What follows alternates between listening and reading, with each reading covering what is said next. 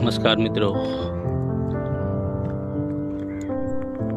આ છે એરપોર્ટ, પીપળી તોલેરા airport international.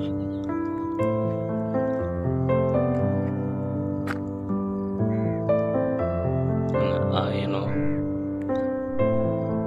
મારા રોડ બને છે.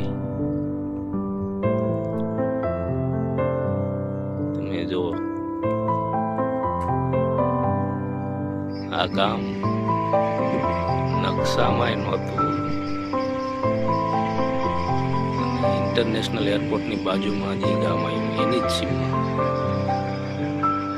આ છે રામાપીર બાપાનું મંદિર, રામદેવ પીર દાદાનું મંદિર.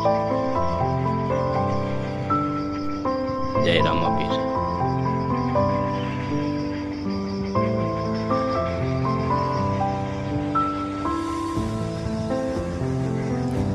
ધોળી પટ્ટી દેખાય ને એ એરપોર્ટ છે પીપળીનું. ઇન્ટરનેશનલ એરપોર્ટ બનાવ્યું ભાઈ પીપળી ભાલ. આ ગોળાઈમાં જો આ રોડ છે.